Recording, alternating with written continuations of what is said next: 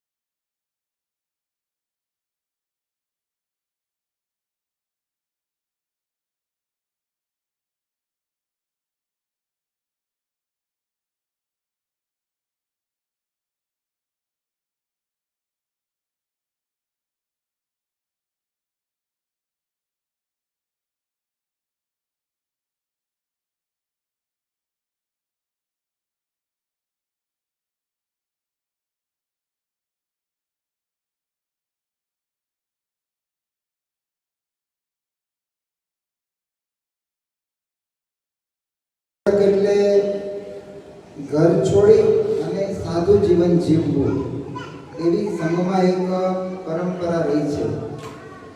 આમ સમાજને એવું લાગે કે આપણા જેવું જ વ્યક્તિત્વ છે, પરંતુ સમાજમાં રહી અને સાદું જીવન જીવનારા ખૂબ મોટી સંખ્યામાં આજે સંઘના પ્રચારકો દેશભરમાં સેવા કામ કરી રહ્યા છે.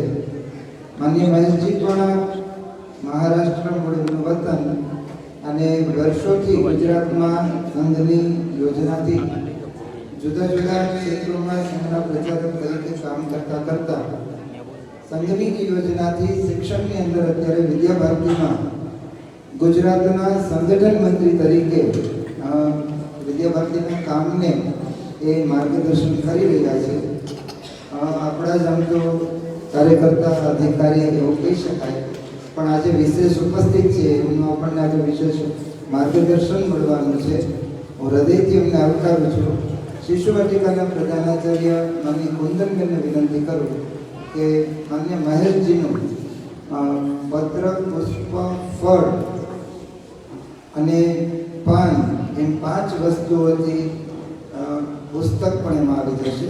એવી 5 વસ્તુઓથી માન્ય મહેશજીનું સ્વાગત કરશે. આપણે સૌ એમને ઓમકારથી વધાવીએ. ખૂબ ખૂબ આભાર. ઘણી વ્યસ્તતા વચ્ચે પણ સમય કાઢીને જ આપણી વચ્ચે છે, તો હૃદયથી આભાર. ગઈકાલે ટીવીમાં ડિબેટ આવતી હતી. માનનીય વડાપ્રધાન રાષ્ટ્રપતિના અભિભાષણ ઉપર જવાબ આપી રહ્યા હતા, ત્યારે એમણે બહુ સરસ વાત કરી કે સત્તા છે મારા અને મારા પક્ષ માટે એ કોઈ ઉપભોગનું સાધન નથી, પરંતુ સત્તાને હંમેશા અમે સેવા તરીકે સ્વીકારી અને છેવાડાના માનવી નાનામાં નાના માણસની સુખાકારી કેમ વધે એના માટે અમે આ ક્ષેત્રમાં કામ કરીએ છીએ. એવા જ 2 કાર્યકર્તાઓ આજે આપણી વચ્ચે ઉપસ્થિત છે. રાજકારણમાં રહીને પણ સેવાનું કામ કરી શકાય, આપણે ત્યાં પરંપરા રહે છે. રાજાનો ધર્મ હંમેશા પ્રજાની સુખાકારી, આ એમનો ધર્મ હતો. તો એ ધર્મને નિભાવવા માટે આપણી વચ્ચે આપણા જ વિસ્તારના 2 ધારાસભ્યો ઉપસ્થિત છે. માનનીય દુર્લભજીભાઈ દેથરિયા, ટંકારા અને પડદરી એમના લોકપ્રિય ધારાસભ્ય, ઘણા સમયથી આ ક્ષેત્રમાં પક્ષની જુદી જુદી જવાબદારીઓ સંભાળ્યા પછી છેલ્લી જે ટર્મ થઈ ગુજરાત વિધાનસભાની ચૂંટણી, એમાં એમને ધારાસભ્ય તરીકે ચૂંટાયા છે અને ખૂબ સેવાકીય પ્રવૃત્તિઓમાં કામ કરી અને પ્રજાના એક લોકપ્રિય નેતા તરીકે એમણે ખ્યાતિ પ્રાપ્ત કરી છે. આપણને ખૂબ આનંદ થાય છે કે આપણા જે કાર્યકર્તા આજે આ પ્રકારના સેવાના કામની અંદર લાગેલા છે. હું ધોરણ 1 થી 4ના પ્રધાનાચાર્ય જાગૃતિબેન દસાણીયાને વિનંતી કરીશ કે એમનું સ્વાગત પુસ્તક પત્ર વગેરેથી માનનીય દુર્લભજીભાઈનું સ્વાગત કરે. દુર્લભજીભાઈને હૃદયથી આપણે આવકારીએ છીએ. ધારાસભ્ય નહોતા ત્યારે પણ આપણે કામ સાથે જોડાયેલા હતા. ટંકારામાં આપણે વિદ્યાલય શરૂ કર્યું છે, એમાં પણ એમને ખૂબ રસ રુચિ છે અને એમણે કહ્યું છે કે જે પણ મારી જરૂર હશે જમીન મકાન વગેરે બનાવવામાં તો આ કાર્ય માટે મારો સહયોગ રહેશે. એવા જ બીજા એક આપણા ધારાસભ્ય વર્ષોથી લગભગ 25-30 વર્ષ સુધી ધારાસભ્ય તરીકે રહીને મોરબી માળિયાનો જે વિસ્તાર છે આ વિસ્તારમાં ખૂબ લોકચાહના મેળવી છે અને ખૂબ નાના માણસોને પણ નામથી પ્રેમથી બોલાવીને સારા પ્રસંગમાં તો જાય જ પણ મોટા પ્રસંગમાં પણ હંમેશા અગ્રેસર રહીને એક પ્રજાસેવક તરીકે જેમની ખ્યાતિ પ્રાપ્ત કરી છે એવા આપણા મોરબી માળિયાના લોકપ્રિય ધારાસભ્ય કાંતિભાઈ અમૃતિયા આપણે વચ્ચે ઉપસ્થિત છે. એમનું પણ વિદ્યાલય પરિવાર વતી આપણે હૃદયથી સ્વાગત કરીએ છીએ.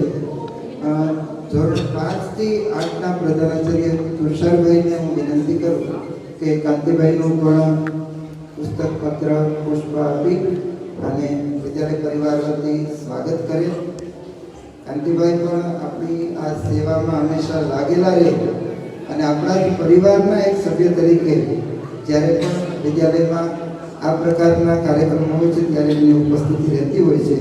ખૂબ ખૂબ એમનું સ્વાગત છે. એક વિશેષ અતિથિ આજે આપણી વચ્ચે ઉપસ્થિત છે. આપણને સૌને આનંદ છે. મોરબી જિલ્લાના ફર્સ્ટ ક્લાસ મેજિસ્ટ્રેટ એટલે આપણા જિલ્લા કલેક્ટર. મોરબીનું તંત્ર બધું સરસ રીતે ચાલે એ જોવાની જવાબદારી કલેક્ટર સાહેબની રહેતી હોય છે અને આપણી વચ્ચે મોરબી જિલ્લા કલેક્ટર માનનીય શ્રી કેબી ઝવેરી સાહેબ આજે પોતાનો કિંમતી સમય કાઢીને ઉપસ્થિત રહ્યા છે. વિદ્યાલય પરિવાર વચ્ચે હું એમને પણ આવકારું છું, એમનું સ્વાગત કરું છું. માધ્યમિકના પ્રધાનાચાર્ય દક્ષાબેન અમૃતિયાને વિનંતી કરું કે કલેક્ટર સાહેબનું સ્વાગત માટે પધારે.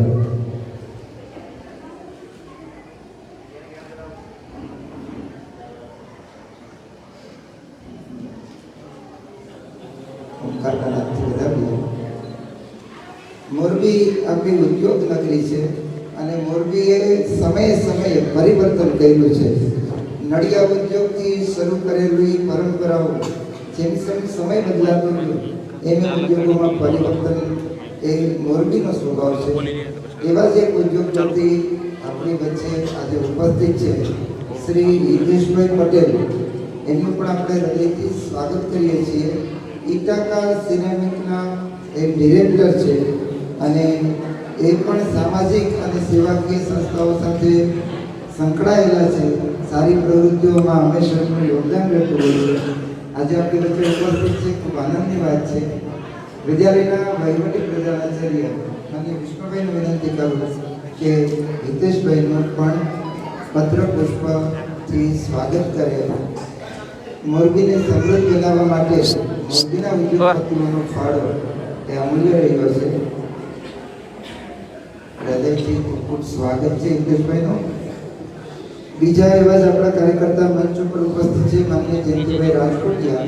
આપણે સૌ એમનાથી પરિચિત છીએ. મોરબીના એ પણ એક બહુ મોટા ઉદ્યોગપતિ કહી શકાય એવી એમની ખ્યાતિ છે. સરળ સ્વભાવ છે અને એટલી બધી સેવાકીય અને સામાજિક સંસ્થાઓ સાથે જોડાયેલા છે. આ વિદ્યાલયના મુખ્ય વ્યવસ્થાપક અને વિદ્યાલય ટ્રસ્ટના મંત્રી તરીકે વિદ્યાલયને ખૂબ જ સરસ રીતે માર્ગદર્શન કરે છે એવા માનનીય શ્રી જયંતિભાઈ છે. અન્ય આપણા જે વ્યવસ્થાપકો છે એમને પણ આપણે પરિચય મેળવી લઈએ. શિશુવાટિકાથી શરૂ કરું. માનનીય હરકિશનભાઈ અમૃતિયા MM હાઇડ્રોલિક નામનો એમનો વ્યવસાય છે. શિશુવાટિકાનું માર્ગદર્શન કરે છે. માનનીય દીપકભાઈ વડાલિયા વલ્કન વેલ્ડિંગ મશીન એ વેલ્ડિંગ મશીનના વ્યવસાય સાથે જોડાયેલા છે. પુનરુત્થાન વિદ્યાપીઠનું પણ બહુ મોટું કામ એમના ભાગે છે. માનનીય ડૉક્ટર વિજયભાઈ ગઢિયા વ્યવસાય ડૉક્ટર છે અને આપણો જે માધ્યમિક વિભાગ છે વિદ્યાલયનો એમના કામને માર્ગદર્શન કરે છે. માનનીય રમેશભાઈ અઘેરા વિદ્યાલયના વ્યવસ્થાપક છે, ખૂબ જૂના કાર્યકર્તા, ઘણી બધી સામાજિક જવાબદારીઓ વહન કરે છે. માનનીય મહેશભાઈ જાની નિવૃત્ત સરકારી કર્મચારી છે, વિદ્યાલયની વ્યવસ્થામાં જોડાયેલા છે. માનનીય લતાબેન ગઢિયા જીવનદીપ હોસ્પિટલમાં લેબોરેટરી વિભાગનું કામ જોવે છે અને વિદ્યાલયમાં વ્યવસ્થાપક છે. મારા ભાગે સંક્ષિપ્તમાં આ કાર્યક્રમની પ્રસ્તાવના એવું પણ છે, એટલે ટૂંકમાં આપણો આજનો આ કાર્યક્રમ છે એની બે વાત કરીને મારી વાત પૂરી કરીશ.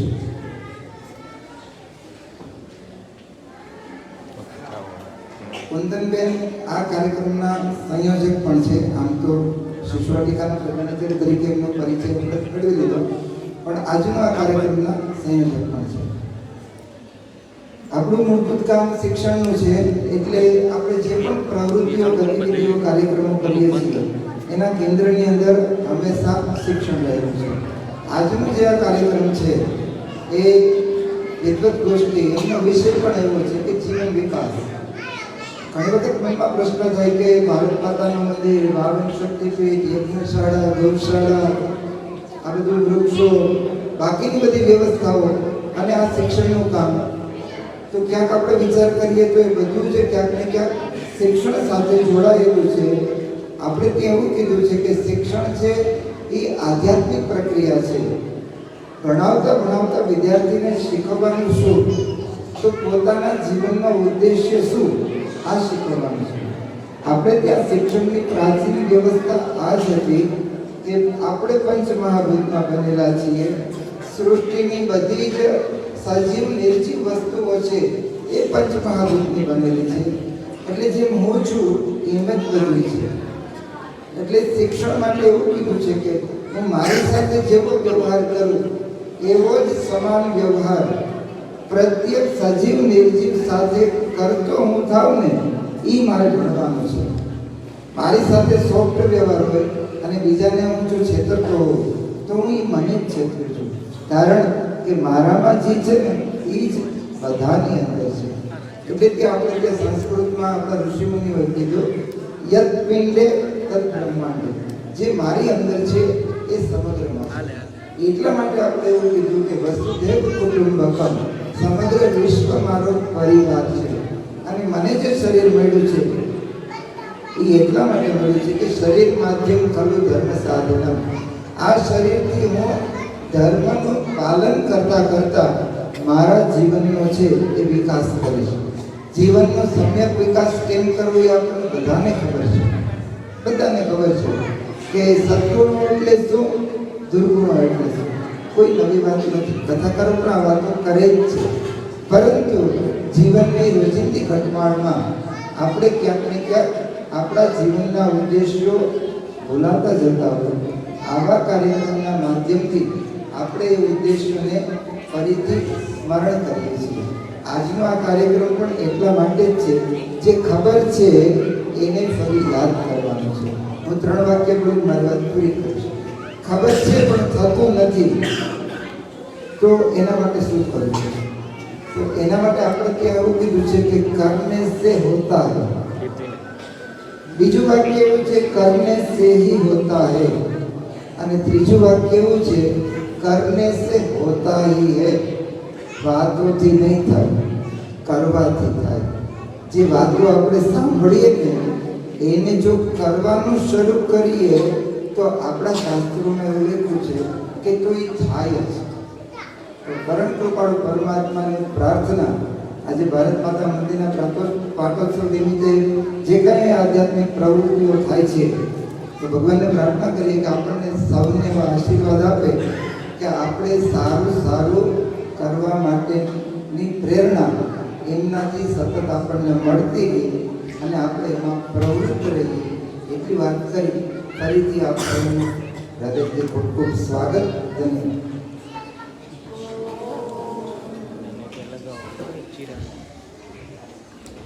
ધન્યવાદ ગુરુજી. હવે પછી વ્યક્તિગત ગીત થશે, જે લેશે શ્રીમતી કુંદનબેન ચાવડા.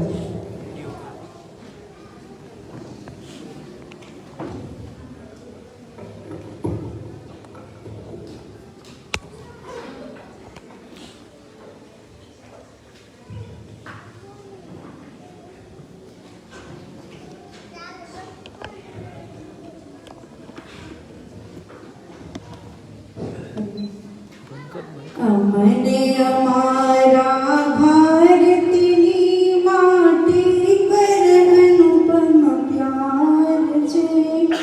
અમને અમારા ભારતની માટી પર અનુપમ પ્યાર છે. આ માટીમાં જન્મ લીધો તો દશરથ નંદન રામે. આ માટી પર ગીતા ગાઈ યદુકુલ ભૂષણ શ્યામે. આ ધરતીની આગળ મસ્તક ઝૂકે વારંવાર છે. અમને અમારા ભારતની માટી પર અનુપમ પ્યાર છે. આ માટીની જોહર ગાથા ગાઈ રાજસ્થાને. એને બનાવી પાવન રાણા સાંગાના બલિદાને. મીરાના ગીતોની એમાં હજી રહી ઝંકાર છે. અમને અમારા ભારતની માટી પર અનુપમ પ્યાર છે. આ માટીની શાન વધારી તુલસી સુર કબીરે. અર્જુન ભીષ્મ અશોક પ્રતાપી ભગત સિંહ જેવા વીરે. આ ધરતીના કણ કણમાં શુભ કર્મોના સંસ્કાર છે. અમને અમારા ભારતની માટી પર અનુપમ પ્યાર છે. કણ કણ આ માટીનું રજ રજમાં ભગવાન છે. આ માટીથી તિલક કરો આ મારું હિન્દુસ્તાન છે. આ માટીનો રોમ રોમ ભારતનો પહેરેદાર છે. અમને અમારા ભારતની માટી પર અનુપમ પ્યાર છે. અમને અમારા ભારતની માટી પર અનુપમ પ્યાર છે.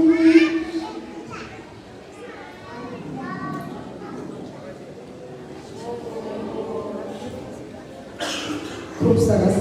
આજના આ કાર્યક્રમના મુખ્ય વક્તા માનનીય શ્રી મહેશજી પતંગેને નિવેદન કરું કે તેઓ શ્રી પોતાનું વક્તવ્ય આપે, જેમનો વિષય છે જીવન વિકાસ.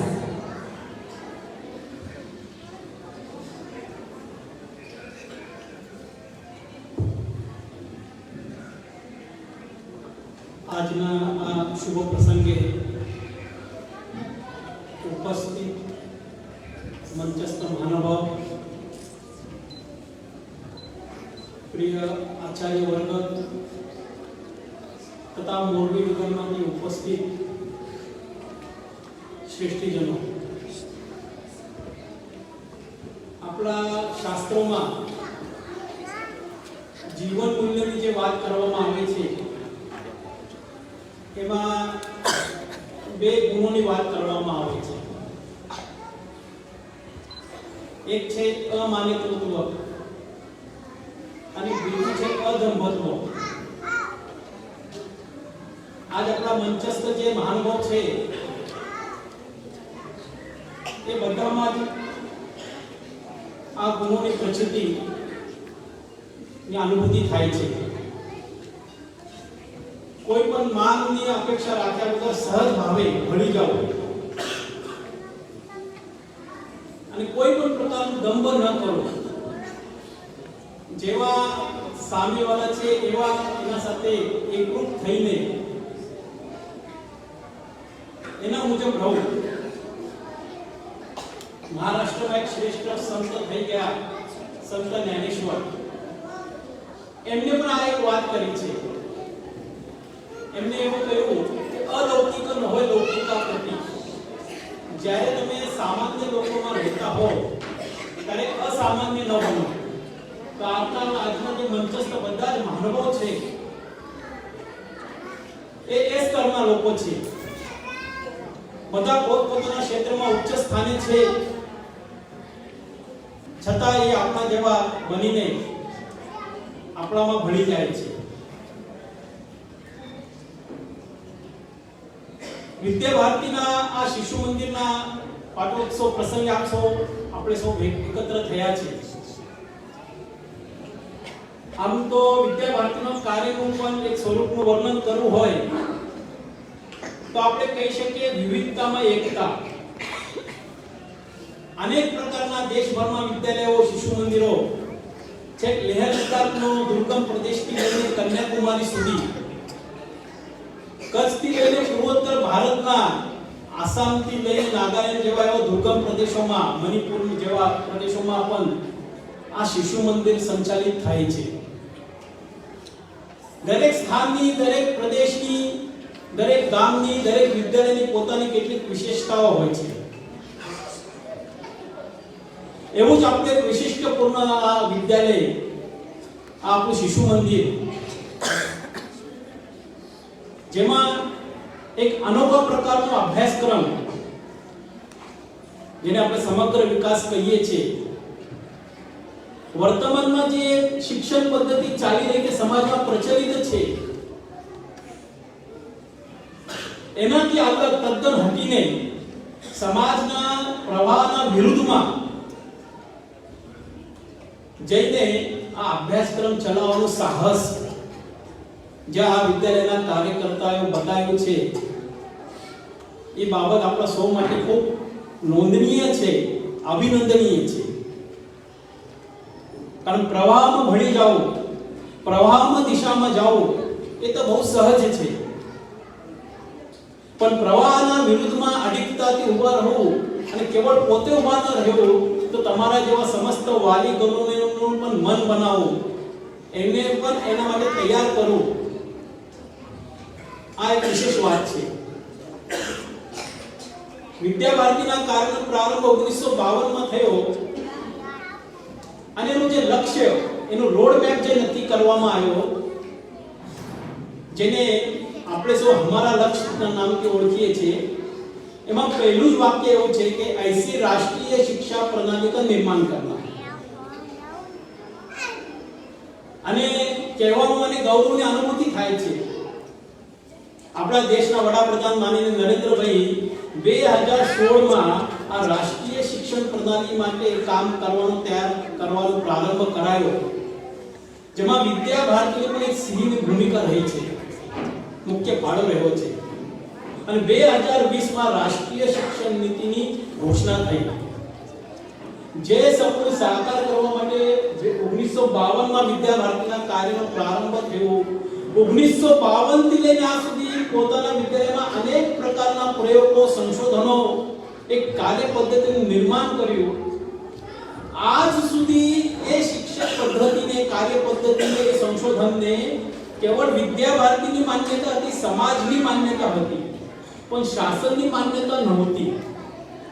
જે સુનિલભાઈ જે વાત કરી, પંચ મહાભૂતોની વાત કરી, પંચકોશ વિકાસની વાત કરી, જે આધારભૂત વિષયોની વાત કરી, જે કેવળ વિદ્યા ભારતીના વિદ્યાલયોમાં ભણાવવામાં આવતું, પણ આજે આપણે એવું કહી શકીએ કે આગામી સમયમાં રાષ્ટ્રીય શિક્ષણ નીતિના માધ્યમથી દરેક વિદ્યાલયમાં આ પ્રકારનું શિક્ષણ પ્રાપ્ત થશે, જેની સાધના 1952 થી લઈને વિદ્યા ભારતી પોતે કરતી આવી છે.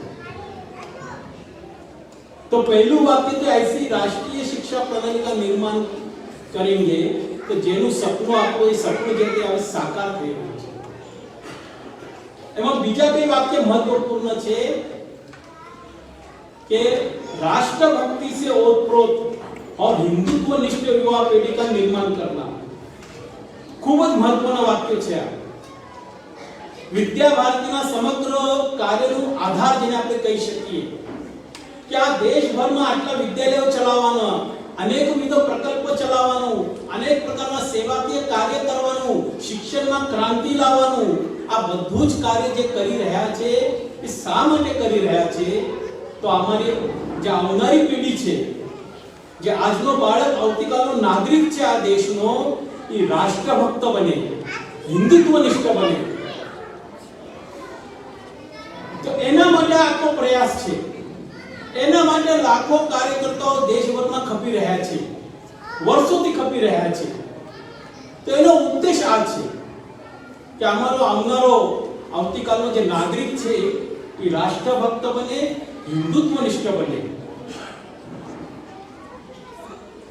અને આ વિચાર રાષ્ટ્રીય સ્વયંસેવક સંઘના કાર્યમાંથી પ્રેરણા લઈને અનેક વિવિધ સમાજમાં જે કાર્યનો પ્રારંભ થયો, જે બીજમાંથી વટવૃક્ષ બન્યો, એમાંથી વિદ્યા ભારતીનું કાર્ય આ પ્રારંભ થયો.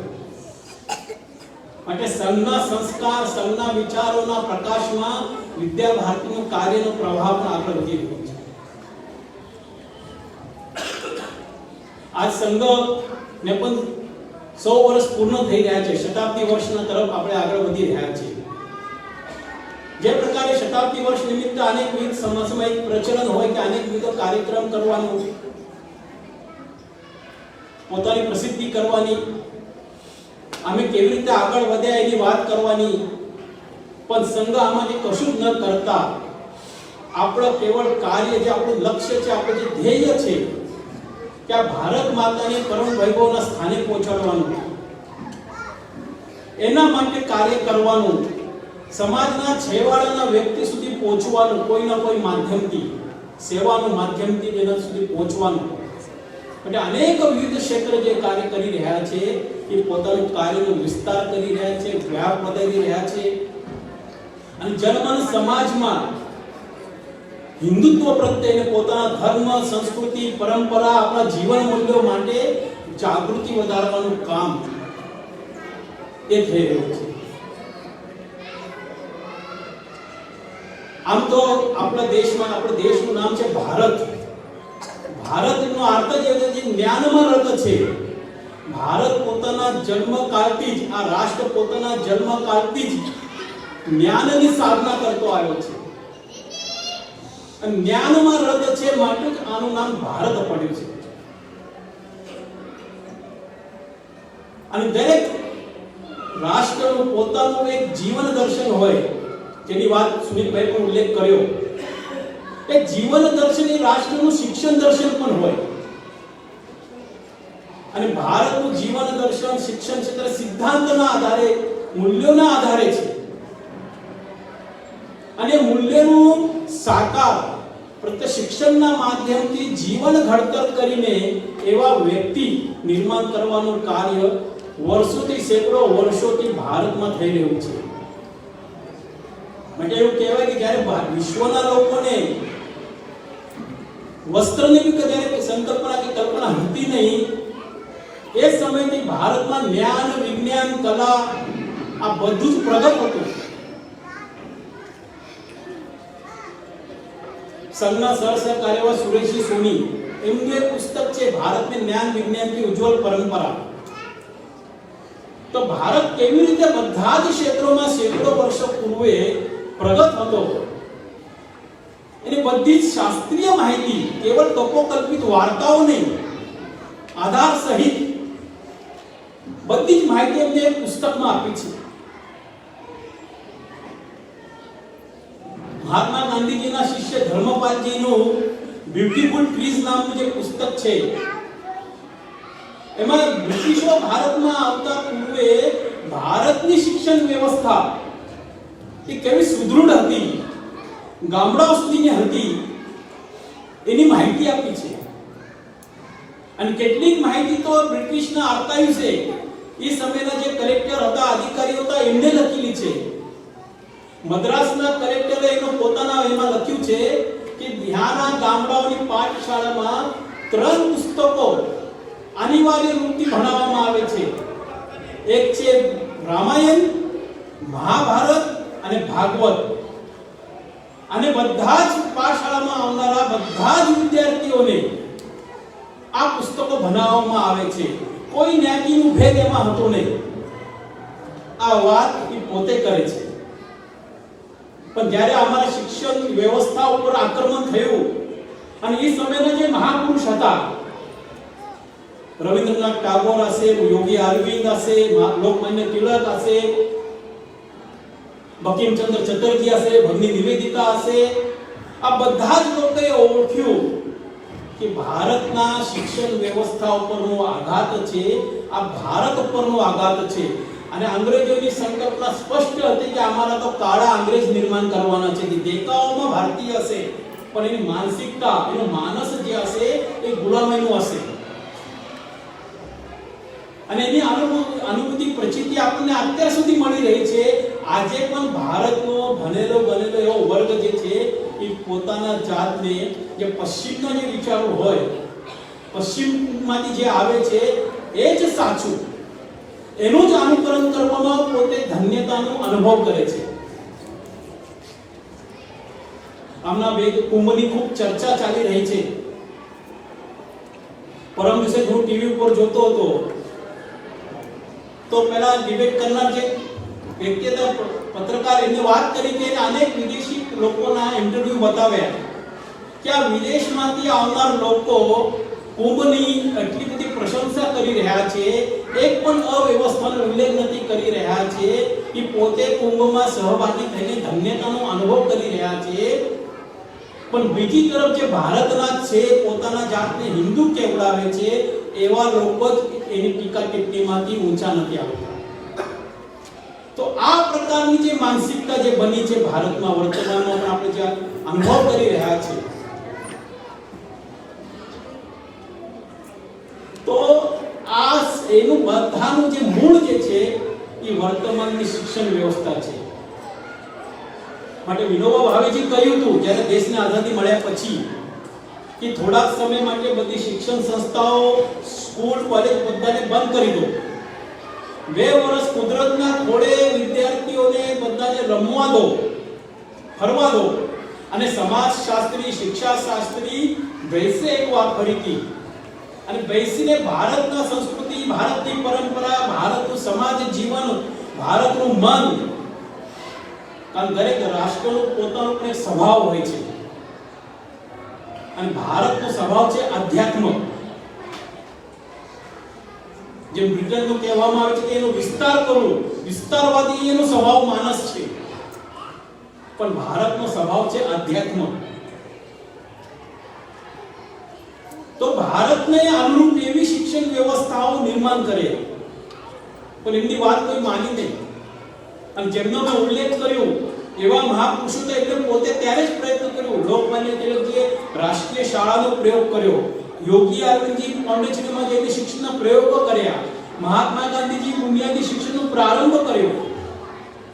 અને બધાને ખબર હતી આ શિક્ષણ ઉપરનો આવેલું સંકટ એ કેટલું મોટું સંકટ છે. ત્યારે ભારતના સ્વભાવને, પ્રકૃતિને, સમાજ મનને અનુકૂળ એવી શિક્ષણ પદ્ધતિ જે પ્રત્યક્ષ નિર્માણ કરવાની હતી એ આવતા 2016 અને 2020 નો સમય આવી ગયો. અને એટલે આપણે અત્યારે એટલું તો રાહતનો શ્વાસ લઈ શકીએ કે ચલો આવનારી પેઢી તો આનાથી મુક્ત થઈ છે. કારણ શિક્ષણ એક સમગ્ર પ્રક્રિયા છે, એ ખંડિત વ્યવસ્થા નથી, પણ અંગ્રેજોએ આ એક ખંડિત વ્યવસ્થા આ નિર્માણ કર્યું. અને રાષ્ટ્રીય સ્વયંસેવક સંઘની જ્યારે સ્થાપના થઈ, હિન્દુ સમાજને સંગઠિત કરીને સમગ્ર વ્યવસ્થાનું એક પરિવર્તન, ભારતને ચિંતનને અનુકૂળ, ભારતના સંસ્કૃતિને અનુરૂપ હિન્દુ ચિંતન આધારિત એક વ્યવસ્થા નિર્માણ કરવું, એનું જે લક્ષ્ય હતું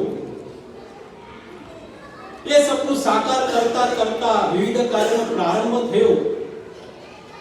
અને આજે આપણે અનુભૂતિ કરી રહ્યા છે 2014 પછી જે જનમાનસમાં, સમાજમાં જે પરિવર્તન આવી રહ્યું છે. હા, સામે એટલા આક્રમણો પણ વધી રહ્યા છે, એટલો દુષ્પ્રચાર પણ થઈ રહ્યો છે, પણ સામે પક્ષે એક રાષ્ટ્રીય વિચાર આ પણ એક સુદૃઢ થઈ રહ્યો છે. લોકો પોતાના જાતને હિન્દુ કહેવડાવવામાં, સનાતની કહેવડાવવામાં આજે સંકોચનો અનુભવ નથી કરતા. ત્યારે સંઘ શતાબ્દી વર્ષ તરફ જઈ જ્યારે રહ્યું છે, તો સમાજમાં પરિવર્તન અને સ્વામી વિવેકાનંદજી જે એક સપનું જોયું હતું, એમને જે ભવિષ્યવાણી કરી હતી કે મારા ચર્મ ચક્ષુથી હું જોઈ રહ્યો છું કે આ ભારત માતા વિશ્વના સિંહાસન પર આરૂઢ થઈને સંપૂર્ણ વિશ્વને માર્ગદર્શન આપી રહી છે. એ સ્વામી વિવેકાનંદજી કરેલી ભવિષ્યવાણી છે. યોગી અરવિંદજી પણ એવું કહ્યું કે આ રાષ્ટ્ર થોડાક સમય માટે ખોટા રસ્તે ચાલશે, પરંતુ એનો મૂળ રસ્તો જે છે, એનો સાચો રસ્તો જે છે, એનું ફરીથી જડશે. અને હવે ધીમે ધીમે આ એની પ્રચિતિ આપણને થઈ રહી છે. પણ આ બધા જ વાતોનો આધાર જે છે એ છે વ્યક્તિ, સમાજ. સમાજ કેવો હોવો જોઈએ? સમાજ રાષ્ટ્રીય સમાજ હોવો જોઈએ. પોતાની ધર્મ, પરંપરા, સંસ્કૃતિ, જીવન મૂલ્યો એના માટે ગૌરવની અનુભૂતિ કરી શકે, પોતાના જીવનમાં એનું આચરણ કરી શકે એવો સમાજ નિર્માણ કરવાનું કાર્ય એ સંઘ કરી રહ્યો છે. જ્યારે હું સંઘ કહેતો હોઉં ત્યારે આ બધા જ ક્ષેત્રો એમાં આવી ગયા છે. એનું અંતિમ લક્ષ્ય આ છે. કારણ ભારતનું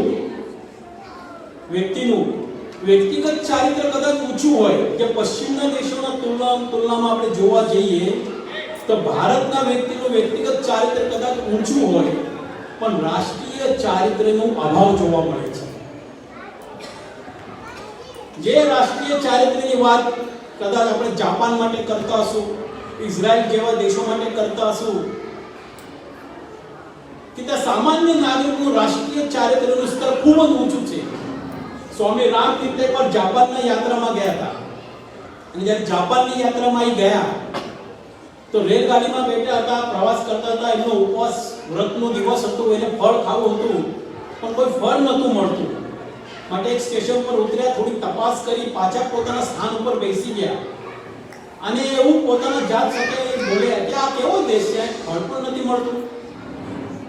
તો બાજુમાં બેસેલા એક જાપાનીઝ યુવક કઈ કશું બોલ્યા વગર નીચે ઉતર્યા અને થોડી વારમાં એક ફળની એ લઈને આવ્યા, ટોકરી લઈને આવ્યા અને સ્વામીજીના સામે ભરી કે જો આ ફળ અમારા દેશમાં પણ મળે છે, તમે બહાર જઈને એવું કહેતા નહીં કે જાપાનમાં ફળ પણ નથી મળતા કરી. તો આ પ્રકારે રાષ્ટ્રીય ચારિત્ર્યનું સ્તર આપણે ઇઝરાયલનો તો આનું અનેક વાર્તાઓ અત્યારે જે યુદ્ધ ચાલી રહ્યું છે, તો કેવા પ્રકારનું એમનું પોતાના માતૃભૂમિ માટેનું દેશદાજ છે. મોસાદની અનેક વાર્તાઓ જો તમે સાંભળી હશે યા કદાચ વાંચી હશે, ન વાંચી તો સફારીનો અંગ એટલો વિશેષ અંગ મળે છે કે જેમાં મોસાદે જે પ્રકારની જે ઓપરેશન્સ કર્યા છે એના શત્રુઓ સામે, દેશ વિરોધીઓ સામે, વાંચવા જેવા છે. તો એવો રાષ્ટ્રીય સ્તર જે છે સામાન્ય ભારતીય વ્યક્તિનું પણ આવે, એના માટે વ્યક્તિ નિર્માણની એક પ્રક્રિયા, ઘડતરની એક વ્યવસ્થા વર્તમાન સમયમાં આપણે કરી રહ્યા છીએ. અને એને જ કેન્દ્રમાં ધ્યાનમાં રાખીને સમાજ કેવો બને માટે સંઘે 5 વાતો કરી છે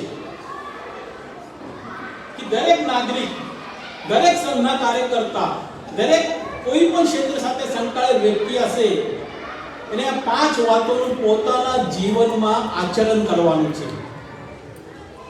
આ 5 વિષય જે છે ભાષણનો વિષય નથી, એ આપણે અહીંયા સૌ જે બેઠેલા છે એ આપણા જીવનમાં એને ઉતારવાનો પ્રયાસ આ આપણે કરવાનું છે. જેને પંચ પરિવર્તન આ નામ આપવામાં આવેલું છે. અને આજે શતાબ્દી વર્ષમાં સંઘ હશે, વિદ્યા ભારતી હશે, વિશ્વ પરિષદ હશે, ભારતીય જનતા પાર્ટી હશે, દરેક ક્ષેત્ર પોતપોતાની ક્ષેત્રની વિશેષતાઓ ધ્યાનમાં રાખીને આ 5 મુદ્દા ઉપર, 5 કર્મીય કાર્યો ઉપર કાર્ય કરી રહ્યો છે. એક છે કુટુંબ પ્રબોધન. આપણને ખબર છે ભારત રહ્યો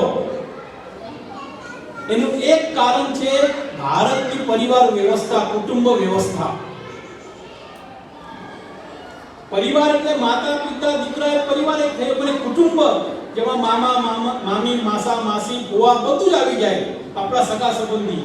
ક્યારે પણ ઘરમાં કોઈ મંગલ પ્રસંગ હોય તો કોઈ પરિવાર એકલો નિર્ણય નથી કરતો, બધા જ કુટુંબજનોને એકત્ર કરે, બધાનું મત પૂછવામાં આવે, બધા સાથે મળીને એ પ્રસંગ ઉજવતા હોય છે. અમારા પરિવાર વ્યવસ્થા, ભારતના પરિવાર વ્યવસ્થામાં અધિકાર પણ છે અને કર્તવ્ય પણ છે. પુત્રનું માતા પિતા વિશેનું કર્તવ્ય, માતા પિતાનું દીકરા વિશેનો અધિકાર, દરેકનું પરસ્પર અધિકાર અને કર્તવ્યથી આ પરિવાર વ્યવસ્થા બંધાયેલ છે. આપણા પરિવારની કુલ વ્યવસ્થા, પારિવારિક અને જે પરંપરાઓ, મૂલ્યો એને આપણે જાળવીને રાખેલા છે અત્યાર સુધી. આપણે ત્યાં લગ્ન એક સંસ્કાર માનવામાં આવે છે, વિદેશમાં એને કરાર માનવામાં આવે છે. માટે આપણે ત્યાં લગ્ન વિધિ એક પવિત્ર સંસ્કાર વિધિ છે, જેમાં 7 જન્મોની વાત કરવામાં આવે છે. વિદેશમાં, પશ્ચિમમાં એનાથી વિપરીત હોય, ત્યાં પરિવાર વ્યવસ્થા નથી, કરાર આધારિત જીવન જીવવાનું હોય, જ્યાં સુધી પોતાને અનુકૂળ છે ત્યાં સુધી રહેવાનું, બાકી છૂટા થવાનું. માતા પિતા માતા પિતા વિશે કશું કર્તવ્યની ભાવના નથી, કેવળ અધિકારીઓની વાત છે. માટે આપણું જે શક્તિ સ્થાન, બલ સ્થાન જે છે કુટુંબ વ્યવસ્થા છે, પરિવાર વ્યવસ્થા છે. પણ વર્તમાનમાં પરિવાર વ્યવસ્થાને પણ ગ્રહણ લાગી રહ્યું છે. માટે આપણે આગ્રહ કરી રહ્યા છે કે પરિવાર વ્યવસ્થાનું રક્ષણ આપણે કરવું પડશે. પરિવારમાં કેટલાક મૂલ્યો, એનું જતન આપણે કરવું પડશે. માટે આગ્રહ કરવામાં આવે છે કે સપ્તાહમાં 1 વાર 2 વાર પરિવારના બધા સદસ્યો એકત્ર આવે, સાથે ભગવાનની પ્રાર્થના કરે, પૂજન કરે. સવાર અથવા સાંજે બંનેમાંથી કોઈ એક વાર બધા જ પરિવારના સદસ્યો સાથે બેસીને જમે. પરિવારના બધા જ સદસ્યો વર્ષમાં એકવાર આપણે કોઈ તીર્થ સ્થાનની મુલાકાત લે. આપણા જે વ્રત તહેવારો છે એની જે પારંપરિક પદ્ધતિ છે એના મુજબ ઉજવવામાં આવે. હવે ઘણીવાર એવું થાય કે સાતમ આઠમ આવે કે સૌરાષ્ટ્રના બધા જ લોકો બહાર નીકળી જતા હોય.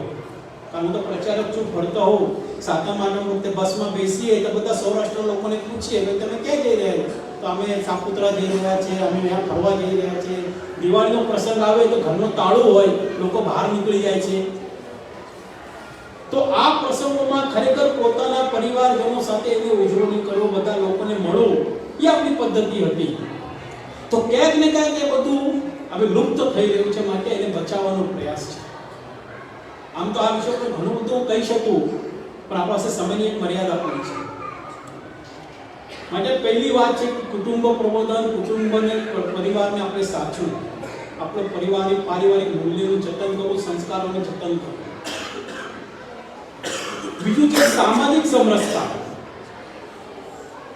આમ તો ખૂબ સંવેદનશીલ આ વિષય છે. સામાજિક સમરસતા આજે પણ સમાજમાં સ્પૃશ્ય અસ્પૃશ્ય છૂવાછૂતનો ભાવ છે, અને જેના થકી હિન્દુ સમાજને ખૂબ નુકસાન થઈ રહ્યું છે. કોઈ એને છૂવાછૂતને ક્યાંય વૈજ્ઞાનિક કે ધાર્મિક આધાર નથી, પણ એક દૂષણ આપણામાં આવી ગયું છે. માટે આપણા વ્યક્તિગત જીવનમાં, આપણા સામાજિક સ્થાન ઉપર જ્યાં આપણે કાર્ય કરતા હોય ત્યાં આ છૂવાછૂતનો ભાવ આપણા વ્યવહાર દ્વારા, આપણા વાણી દ્વારા ક્યારે પણ દેખાવ ન જોઈએ. આપણા સોસાયટીમાં, આપણા મોહલ્લામાં જે સફાઈ કામદાર હશે, અન્ય એવા વર્ગના લોકો હશે, એને ક્યારેક આપણા ઘરે આમંત્રિત પણ કરવું જોઈએ. ચા પાણી, આ નાસ્તો કરાવવો જોઈએ, ભોજન કરાવવું જોઈએ. અમે તમારા માટે જે વિશેષ કરી રહ્યા છીએ ભાવથી પણ નહીં, સહજ ભાવે. ખૂબ અઘરું કામ છે. કદાચ કોઈ ભાઈ નક્કી કરી કે ના હું મારા ઘરે એવું કરીશ, તો એ ઘરે ગયા પછી વાત કરશે તો ઘરના બહેનો પણ કહેશે કે આ શું તમે નવું લઈને આવ્યા. સૌરાષ્ટ્રમાં જે કાર્યકર્તાના ઘરે ગયો, ગેટ પાસે કપ રકાબી પડેલી હતી 2-4. તો મેં પૂછ્યું સર ભાવે કે કપ રકાબી અહીંયા કેમ પડી છે? એ કે ના, અહીંયા અમારા સોસાયટી વાળા જે આવે ને સફાઈ વાળા, એને ચા પાણી પાવું ને એટલા માટે આ રાખ્યું છે. તો સમાજના મનમાં જે છૂવાછૂતનો ભાવ છે એ ભાવ આપણે દૂર કરવો જોઈએ. એ હિન્દુ સમાજને લાગેલું દૂષણ છે. માટે સંઘના તૃતીય સરસંઘ જે બાળા સાહેબજી દેવરસિંહ કહેતા કે આ દુનિયામાં અસ્પૃશ્યતા પાપ ન હોય તો દુનિયામાં કશું જ પાપ નથી. આને દૂર કરવા માટે સંઘનું સૌથી વધારે જે ભારત છે, આ સમાજ જે છે એકરસ સમાજ. પૂજનીય ગુરુજી પણ 1966માં ઉડપીમાં બધા શંકરાચાર્યો સંત મહંતોને ભેગા કરીને ઘોષણા કરાવી હિન્દવા સૌ કરાવવા ન હિન્દુ પતિ તો ભવ કે સાધુ સંતો કે કોઈ હિન્દુ પતિ નથી, બધા હિન્દુ એક સમાન છે, શંકરાચાર્યજી કહે જેથી સમાજની એને માન્યતા મળે. ત્રીજી વાત છે સ્વનું જાગરણ, જેમાં આવે છે સ્વદેશી, કે જે સ્વદેશી વસ્તુનો ઉપયોગ કરવો. તો કેવળ સ્વદેશી વસ્તુનો ઉપયોગ કરીને આપણે આટકવાનું નથી, તો ભાષા, ભૂષા, ખાનપાન આ બધામાં આપણું સ્વનું કેવી રીતે દેખાય. આજે આપણે જોઈએ કે ભાઈ પહેરવેશ, આપણો જે પારંપરિક પહેરવેશ છે, જે ભારતીય પહેરવેશ છે, એને દૂર કરીને કોઈ પ્રસંગો હોય તો પશ્ચિમનો પહેરવેશ પહેરવામાં આવે છે. ખાનપાનમાં જે આપણી પારંપરિક વાનગીઓ છે એને એક તરફ કરીને વિદેશી વાનગીઓનો પ્રભાવ વધી ગયો છે. હું જ્યારે બસ ટ્રેનમાં પ્રવાસ કરું તો કેટલીક માતાઓ કારણ વગર અંગ્રેજી ન આવડતું હોય તેવી નાના બાળકો પર અંગ્રેજી ઠોકતા હોય, અડધું ગુજરાતી, અડધું હિન્દી, અડધું ઇંગ્લિશ.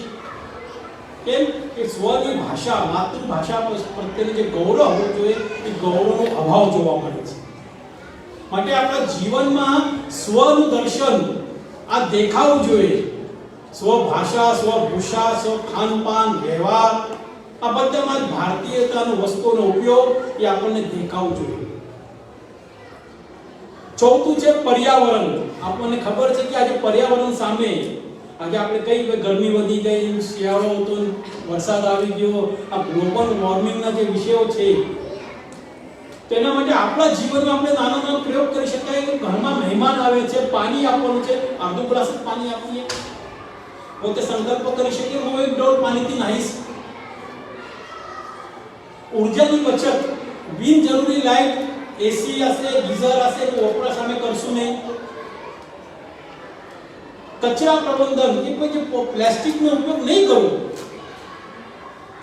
તો નહીં કરવો. તો એવા જે નાના નાના સંકલ્પો છે એ આપણા જીવનમાં આપણે લઈ શકીએ, જેનાથી પર્યાવરણની રક્ષા થાય. વૃક્ષારોપણ કરીએ તો પર્યાવરણનું રક્ષણ કરવું એ પણ આજના સમયનું આપણું એક કામ છે. અને પાંચમું છે નાગરિક કર્તવ્ય, જેની મેં વાત કરી, રાષ્ટ્રીય ચારિત્ર્ય અને વ્યક્તિગત ચારિત્ર્ય. તો દરેક વ્યક્તિ પોતાનું નાગરિક તરીકે મારું કર્તવ્ય શું છે, નાગરિક કર્તવ્ય બજાવવું હોય તો બહુ મોટા કાર્ય કરવાની આવશ્યકતા નહીં. આજે સરકારના નિયમ છે કે હેલ્મેટ પહેરીને ટુ વ્હીલર ચલાવવાનું, લાલ કલરનું સિગ્નલ હોય તો ઊભા રહેવું, ક્યાંક લાઈનમાં લોકો ઊભા હશે તો આપણે બી લાઈનમાં ઊભા રહેવું. કોઈ પણ રાષ્ટ્રીય સંપત્તિને નુકસાન ન કરવું. જ્યારે કેન્દ્ર સરકારે અગ્નિવીર યોજના જાહેર કરી તો 700 કરોડનું રેલવેને નુકસાન થયું. કેમ કે લોકોએ રેલ બાળી નાખી. તો રેલ તો રાષ્ટ્રીય સંપત્તિ છે, કોઈની વ્યક્તિગત સંપત્તિ છે નહીં. તેમ છતાં 700 કરોડનું નુકસાન રેલને ભોગવવું પડ્યું. કેમ તો લોકોના પોતાના કર્તવ્ય પ્રત્યેનું જે અજ્ઞાન જે છે એ આપણને દેખાઈ આવે છે. માટે આપણે દૈનંદિન જીવન વ્યવહારમાં એક નાગરિક તરીકે જે કે ફરજ છે, આપણા કર્તવ્ય છે, એનું પાલન કરવું એ છે નાગરિક કર્તવ્ય. અને જીવન વિકાસને કેન્દ્રમાં રાખીને આજના વર્તમાન સમયમાં આ જે પંચ પરિવર્તનની વાતો જે છે આ કેવળ ભાષણનો વિષય નથી, તો દરેક વ્યક્તિના જીવનમાં આચરણનો આ વિષય છે. માટે હું આપ સૌને એક આહ્વાન કરું છું કે આ જે 5 વાતો છે, કુટુંબ પ્રબોધન છે, સામાજિક સમરસતા છે, પર્યાવરણ છે, સ્વનું જાગરણ છે, નાગરિક કર્તવ્ય છે.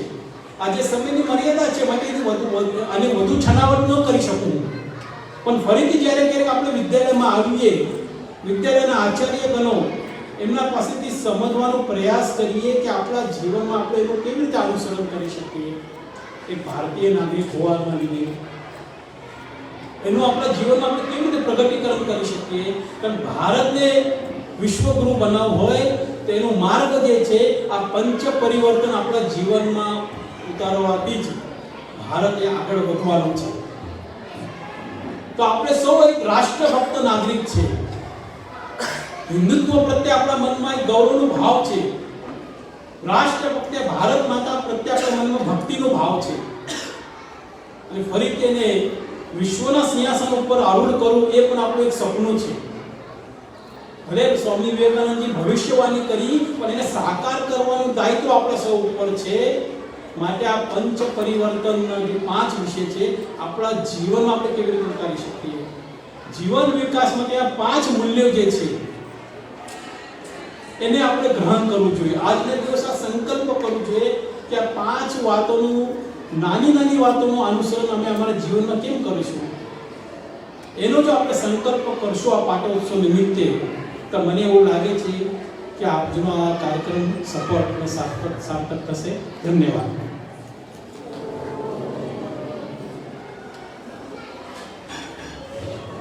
ધન્યવાદ.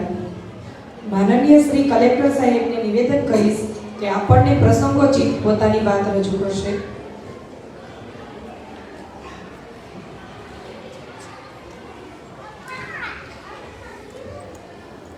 या देवी सर्वभूतेषु विद्यारूपेण संस्थिता नमस्तस्यै नमस्तस्यै नमस्तस्यै नमो नमः.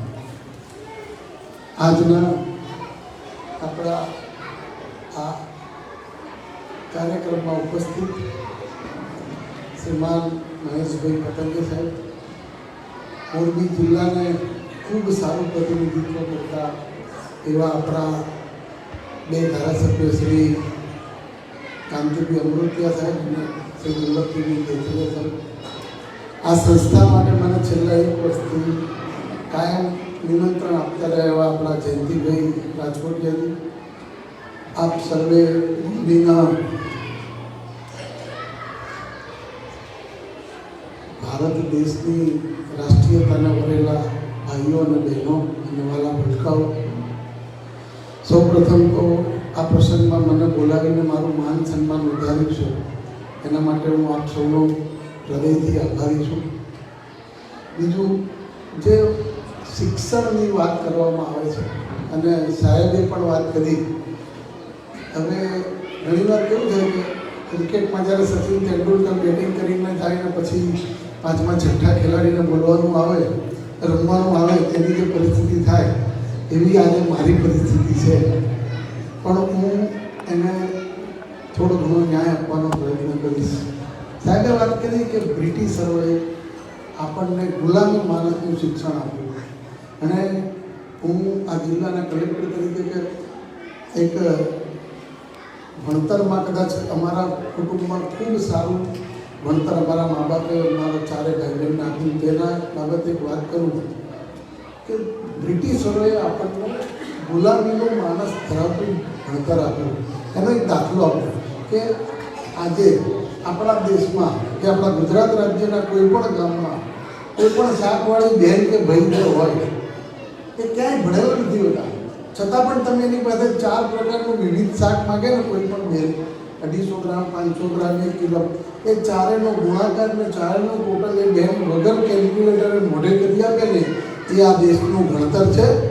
અને તમે ડી-માર્ટ કે મેકડોનલ્ડમાં જઈ અને 100 રૂપિયા આપીને એક બર્ગર ખરીદો અને 65 રૂપિયા થાય તો 100માંથી 65 બાદ કરીને જે 35 રૂપિયા કાઢીને આપે ને એ બ્રિટિશરોએ આપણને જે ગુલામીમાં બીકોમ કે બીએ કે એસએસસી સુધી જે ભણાવેલા છે ને એ ભણતર છે. આજે હું આ સંસ્થામાં આવે ને ત્યારે મને એવું કહેવામાં આવ્યું કે એડમિશનની ચર્ચા ચાલે. આપણા હિન્દુ ધર્મમાં 16 સંસ્કાર હોય છે, એમાં જે ગર્ભ સંસ્કારની વાત કરી તો ગર્ભ સંસ્કારમાં જ્યારે છે કોઈ પણ સ્ત્રીને જ્યારે માતૃત્વ ધારણ કરે અને ગર્ભ સંસ્કાર થાય ત્યારે આ શાળામાં દાખલો લેવા માટે નોંધણી કરાવવામાં આવે છે. મને જાણીને એટલો બધો આનંદ થયો અને 2-3 વર્ષ પછી આપણે એમને દાખલો આપતા હોઈએ છીએ. તો આપણી પાસે કદાચ અત્યારે જે વેઇટિંગ પીરિયડ કહેવાય કે જેટલા બાળકો નામ નોંધાય બધાને આપણે નથી આપી શકતા. અને મને અમારા બંને સન્માનીય ધારાસભ્યશ્રીએ કહ્યું કે આ સંસ્થાના વિકાસ માટે બાજુની જમીન કે ટંકારામાં, તો હું આ મંચ ઉપરથી આ વાત તો ના કરી શકું, હું હજી કરી પણ એટલી ખાતરી આપી હતી કે મારી પાસે જ્યારે પણ જે પણ ફાઇલ આવશે એને તાત્કાલિક અમે હકારાત્મક અભિગમ રાખી અને માનનીય મુખ્યમંત્રી શ્રી લેવલ સુધી તાત્કાલિક એ પ્રક્રિયા પૂર્ણ થાય એવા પૂરા પ્રયત્નો